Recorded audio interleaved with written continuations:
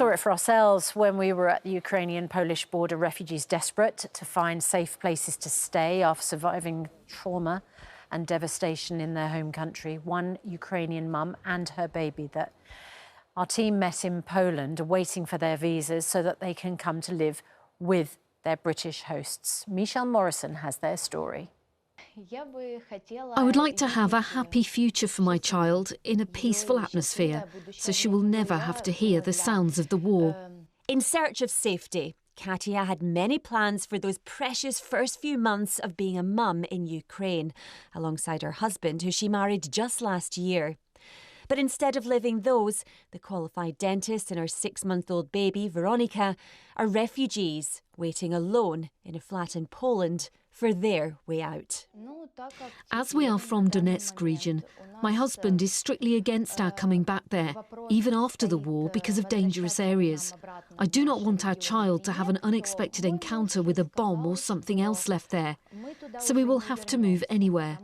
To be honest, I would like to plan my future in the United Kingdom.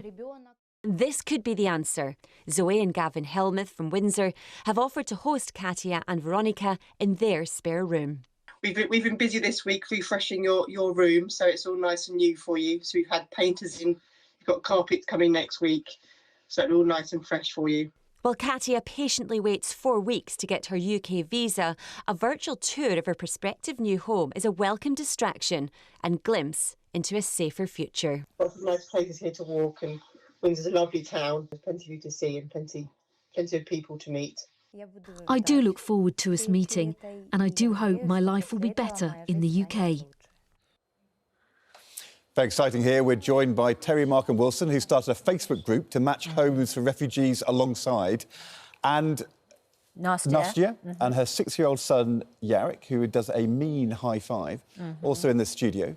And also with us is Arti Sharma Gray, who works alongside Terry to help refugees find homes and is also hosting a Ukrainian family. So both of you are doing amazing work to support people who are kind of facing the toughest times. I mean, it must be kind of so hard to leave your home, and you guys have opened your homes. It's you know, wonderful what you've done.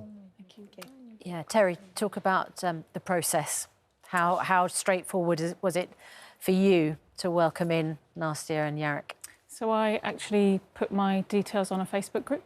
In the absence of anything else from the government side. I was inundated with families that were just asking for help. Yeah. Nastya's sister contacted me, and we just had a discussion. I couldn't fit both families in, so I also went out onto a Facebook group, and we were inundated with hosts. So we had a discussion for a while on WhatsApp and on Messenger, put the visa application in. About 22 days later, I think it was, before we actually got the visa approved, and a lot of letters, a lot of phone calls to the MP, to the Home Office, to the helpline, trying to get it escalated because of Nastya being pregnant and missing her scans. And then about another 5 days later, we managed to get them over. Why do you think it took so long when the need is so urgent? My assumption is that we have a bit of a breakdown between the systems, you know, the IT systems. We've got problems with email being received or not being received, visas not being informed when they've actually been approved. I don't think the process was well understood either.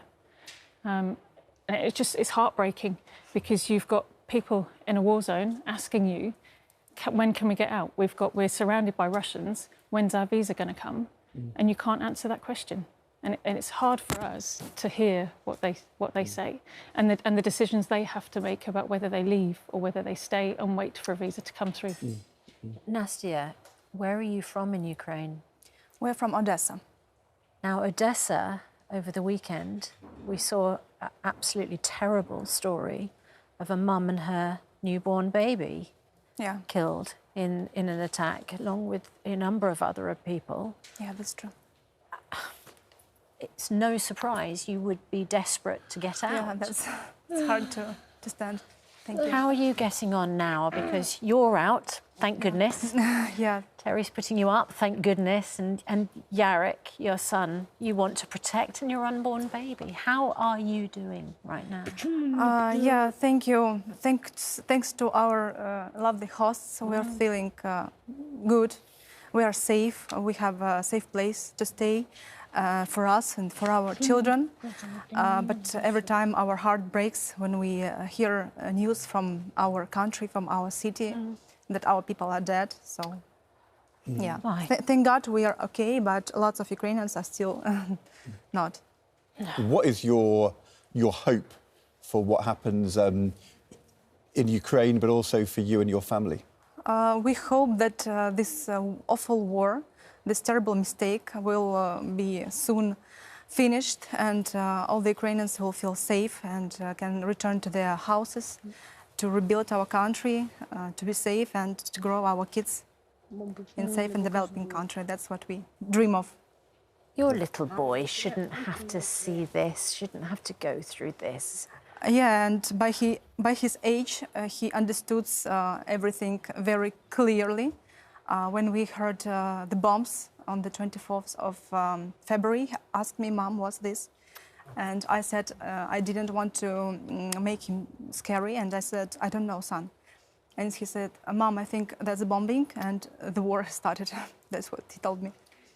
I think he's also worked out that if he looks at the monitor, he can see himself moving, and there's a bit of interaction going on. Thank goodness he can have a little bit of fun this morning. Definitely. Yeah.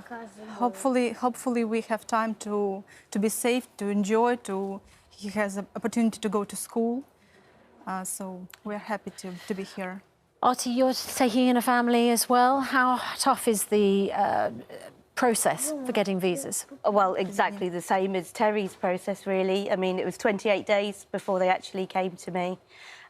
22 days in, I was still chasing our local MP, who is Theresa May, who actually, to be honest, did chase up our visas very well with Lord Harrington. So we eventually got the visas through, but then we had the problem of actually getting them here. So in terms of the free flights, they don't exist anymore. They actually stopped on April the 10th.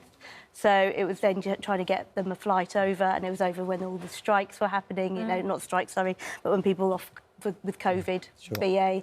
So trying to get them over was a bit difficult. Yeah. But now they are here. It's just, it feels like they've been here forever, part of the family. What would you like to say to the government? What message would you send to the government minister about what needs to be done to help families like Nastya and Yarek? It needs to be more immediate. You know, it's not done quick enough. Yes. We saw that yesterday. You know, there's people now who are saying that they want to go back. You know, how can they think that? You know, go back because it's, you know, they're thinking it's too slow. You know, one of the main reasons, and we had asked them why come to England. You know, obviously because they could speak English, number one, but also, you know, Poland was full, Germany's full. You know, and they're very scared. So they're waiting in such difficult circumstances for our government, you know, to actually, you know, get their finger out, you know, to really do something about it. And you saw this yesterday? Yeah. Saw it yesterday, and we're seeing it too often. Going to talk to James Heapy, who is the Armed Forces Minister,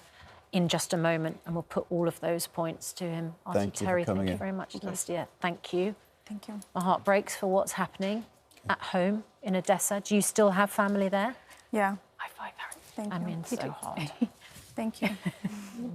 I think Yarek would like to go and have a breakfast, and I don't blame him. Yarek, thank you very much indeed. It's good to see you this morning.